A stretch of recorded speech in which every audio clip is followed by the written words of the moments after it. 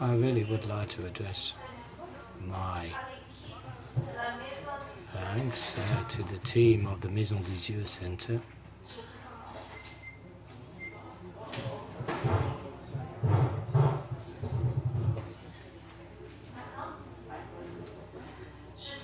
Yeah, once again, I really would like to address my sincere thanks to the team of the Maison Center and all the people participating in this colloquium.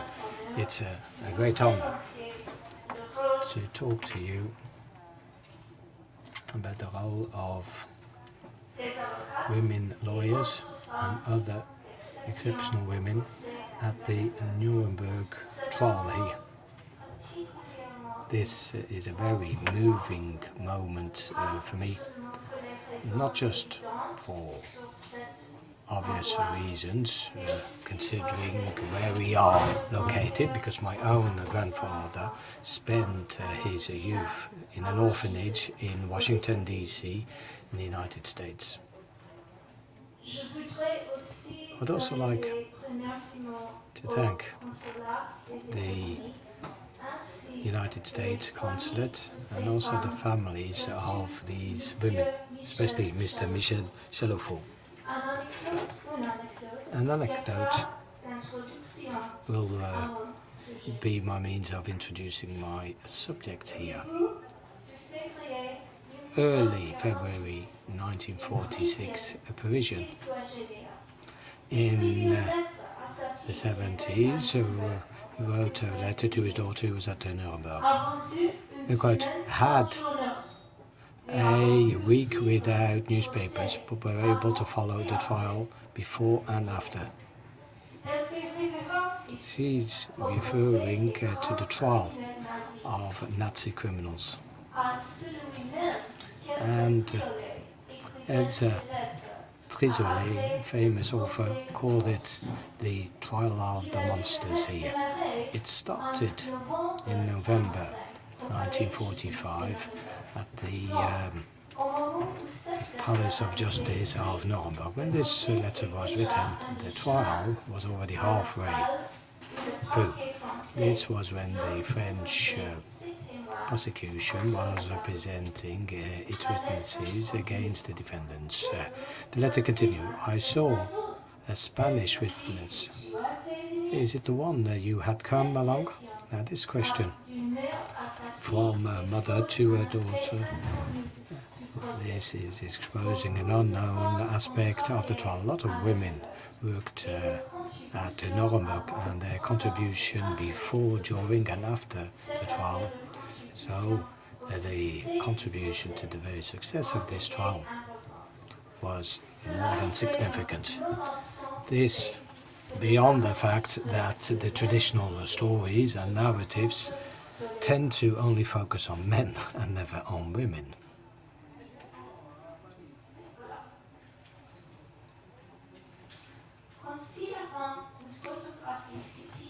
Typical picture of the hearing room of the International Military Tribunal, here IMT.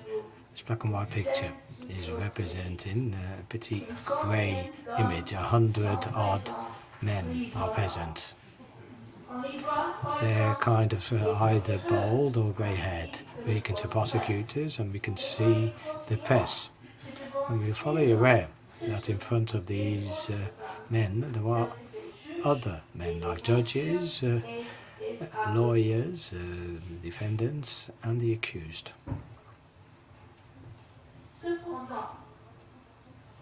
Having said that, if you look at things a bit closer, you realize, number one, that about 20 people present in the room are in reality are women. Second thing is, nearly all these women aren't observers, but seem to be playing an active role within this trial. Based on my research, more than 200 women worked either for the IMT or for the 12 trials that came along afterwards. Those were who worked as lawyers, as assistants, as journalists, and as analysts, and as interpreters, simultaneous interpreters. They occupied nearly all the roles except that of a judge. My project is to make these women visible, these women who up to now have been kind of in the shadows here. Now, if I consider the first 6 exceptional, now we've several British who helped building up the file against the Germans.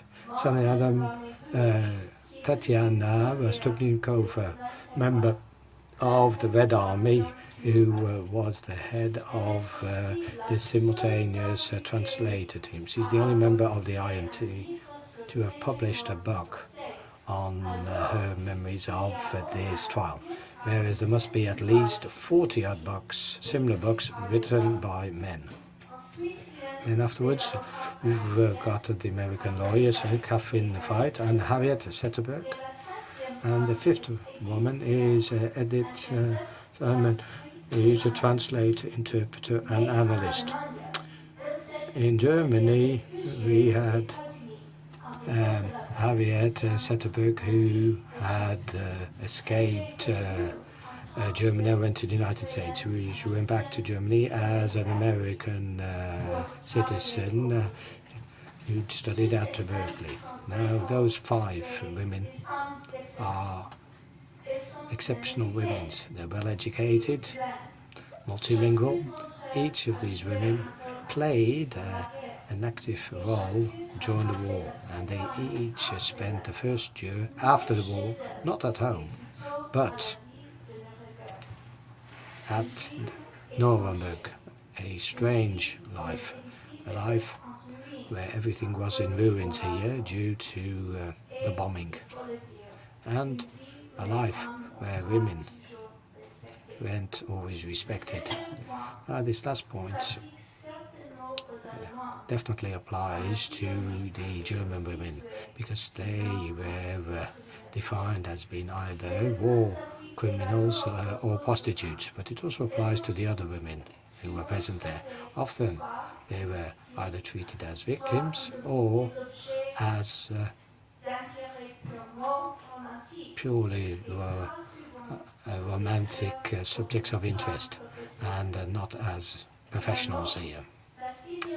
In the end, the 6th woman was Aline Chalouffour, who received the letter I mentioned at the very beginning.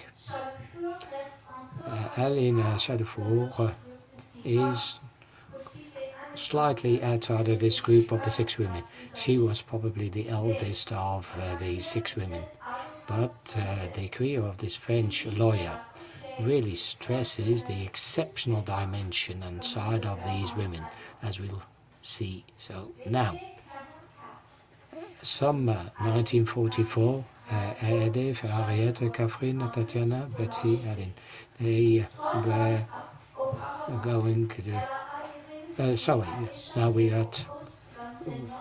realize that Aline Chalouffour was trying to get away here, and all the other women had left Asia. Then afterwards she had established a propaganda in Canada too. Then Chalouffour responded to the call for the Ministry of Justice, who was exiled at the time in Algeria. When she was in Algeria, she found that the team had already been moved to Paris, that had just been freed. So that's Aline Chalouffour. So she came back to France, and she went to Meudon, which is not far from Paris, and she was there with her 7 brothers and sisters. 2 of her sisters were engaged in the French resistance. One of her sisters received the Medal of Resistance.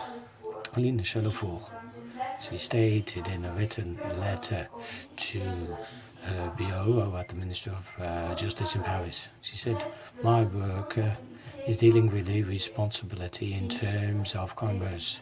It's sinister but useful. The Gestapo did never display any pity and acted in a monstrous, incredible way. My work is to establish the crimes that were committed and to find their authors here." As a feminist, she wrote an article for Marie-France, the Marie-France magazine. Autumn 1945, Mrs. Chalafour was appointed to the French delegation in Nuremberg. Before she was appointed, she had been a student at the Sciences Po University and at the Sorbonne University. She was an assistant professor at Harvard and Geneva, and she was a professor in 3 universities in North America. She had already written a book and many articles. She was also the 6th French woman to have obtained a PhD in international public law. Now, for this very first international trial, she was just there, seen as a project manager and no more. And she wasn't considered as being a possible lawyer, jurist, magistrate or prosecutor. Now this woman who was 46 years old, she was called, not doctor, but she was called Mademoiselle, whereas she was a doctor and she was a lawyer. She was a barrister. Now, her and the 2 other American lawyers weren't allowed to take the floor at the IMT. Each document that was prepared by a woman there was always presented by a man. And the men were the only people to speak. In the best situation, the women were just sat down at the table behind the men. This stage brings us back to the anecdote I mentioned at the beginning of my presentation. We're talking about a hearing that happened to be an afternoon in January 1946. Charles Dubost, who was the chief deputy prosecutor, called upon Mr. Charles Dubost, and in fact, this was Dubois. He was a child soldier in Spain. Mr. Dubois was locked up in Mauthausen at Nuremberg as a witness. Sorry, Bois, not Dubois, Bois. As a witness, not only did he talk about the atrocities he'd witnessed, but he showed them. A journalist described the scene as follows. On a screen that had been put in place, an operator showed in front of the people these pictures he had chosen amongst those Bois had saved from the camp where the Germans had used him. This witness, his testimony was highlighted during the previous summer. An American report stated that Bois most likely gave those pictures by providing testimony before the inquiries to the French Ministry of Justice in France. Now, who was the investigator? Well, it was Aline Chalafour. Thus, during the testimony by Bois, and Dubois was standing on stage, sat nearby, we've got Chalafour, and Dubois is reading a document, allowed and is questioning, and a witness, you can see Shadow 4 just following. So in fact the answer to the question, the letter which I mentioned at the beginning of my session, her letter, well yes, Aline Shadow made sure that one of the key witnesses was brought to Nuremberg. Just after the IMT at Nuremberg, the British held another trial on crime here, and the statistic actions that took place at Nuremberg, the British had accepted the presence of a French prosecutor, and because that person spoke English and German here, and it happened to be Aline Chalufort who was appointed. She, at last, was able to uphold her title as prosecutor, but this trial must have frustrated Chalufort. Most of the participants were once again men. Having said that, now, this time, we can see that we've got women who actually are defendants here. There are 7 of them. We've got Carmen Marie, who was always made up and always had a fur coat for the role she played. Chalufort said that the British preferred to focus on the atrocities and not the important things here. So, what was that according to Chalufort? Well, let me quote her here. They ignore the extermination plan of the Germans, of the members of the resistance. Her written complaint expresses a feeling of frustration. Chalufort had appointed as the alternate with the very specific condition that the person and was accepted, but she wasn't allowed to take the floor. And after those 2 trials, post-Nuremberg, Aline Chalufort revealed herself once again as being an exceptional woman. On the contrary of the other members of the IMT, she published 2 articles pertaining to the trial. One within the newspaper Le Monde, and the other one within the yearbook of The Hague. And in 1949, Chalufort became one of the 21st women judges in France. She ended in 1966 at the Palace of Judges of her city of birth, Dieppe. In conclusion, I would like to provide you a last anecdote here.